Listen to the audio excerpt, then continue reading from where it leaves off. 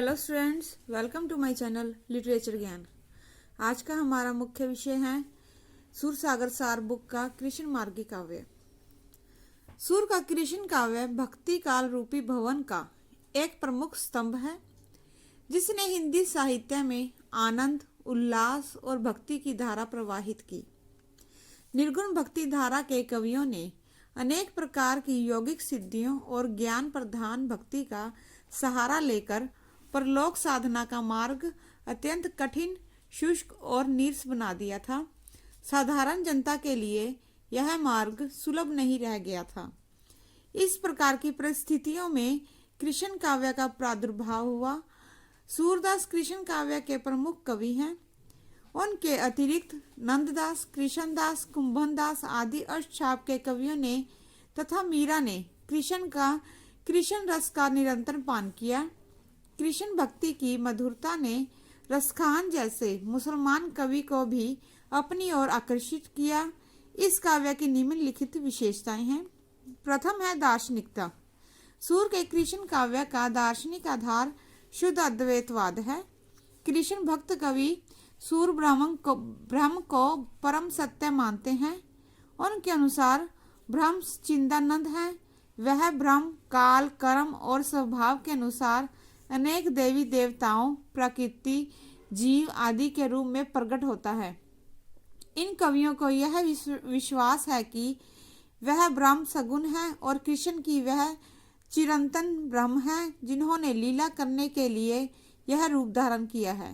गोपियां कृष्ण रूपी ब्रह्म की शक्तियां और विभूतियां हैं। ब्रज ब्रह्म की लीला का धाम है। ब्रह्म की भांति यह जगत भी सत्य है। माया जीव और ईश्वर के मिलन में बाधा है। कृष्ण भक्त कवियों के अनुसार माया विद्या के रूप में ईश्वर से मिलती है और अविद्या के रूप में इससे पृथक अर्थात अलग हो करती है। द्वितीय है भक्ति भावना। कृष्ण भक्त कवियों की भक्ति मुख्य रूप से वात्सल्य और माधुर्य भाव की रही है। एक शब्द में इस भक्ति को प्रेमा लक्षणा कहा जा सकता है। कृष्ण काव्य की भक्ति साख्य भाव की भक्ति भी है। सभी कृष्ण कवि पुष्टि मार्ग को अपना कर चले हैं, जिनके अनुसार कृष्ण के लिए अपना सब कुछ न्यौछावर कर किया जा सकता है। लोक मर्यादा और सामाजिक रीति नीति सभी का कृष्ण के लिए त्याग किया जा सकता है। तृतीय है लीला वर्णन। कृष्ण काव्य का मुख्य विषय भगवान कृष्ण की लीलाओं का गान करना रहा है। इन कवियों ने पुराणों के आधार पर कृष्ण की बाल लीलाओं के मनोहारी चित्र प्रस्तुत किए हैं। लीलाओं के प्राय 3 रूप मिलते हैं। वात्सल्यमयी बाल रूप की लीलाएं, साख्या रूप में बाल गोपालों के साथ किशोर अवस्था की लीलाएं, तरुणाई की माधुर्यमय रास लीलाएं।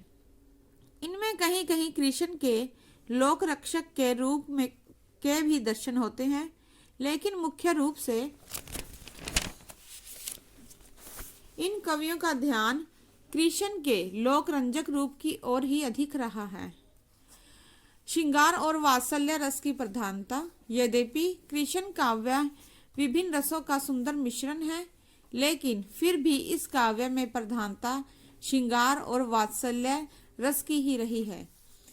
इस धारा के प्रतिनिधि कवि सूरदास श्रृंगार और वात्सल्य के क्षेत्र में संपूर्ण हिंदी साहित्य में अद्वितीय हैं।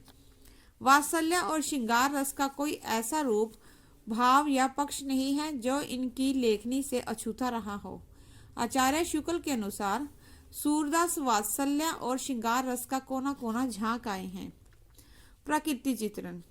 भाव प्रधान काव्य होने के कारण कृष्ण काव्य में प्राकृतिक चित्रण भी हुआ है। इन कवियों ने प्रकृति के कोमल और कठोर, मनोहर और भयानक दोनों रूपों को लिया है। अधिकांश प्राकृतिक चित्रण पृष्ठभूमि या उद्दीपन रूप में हुआ है। प्रकृति के स्वतंत्र रूप का चित्रण न होने के बराबर है। श्रृंगार के वियोग पक्ष में प्रकृति चित्रण का भव्य चित्र देखिए। मधुबन तुम कत रहत हरे, विरह वियोग श्याम सुंदर के ठाडे क्यों न जरे। धन्यवाद।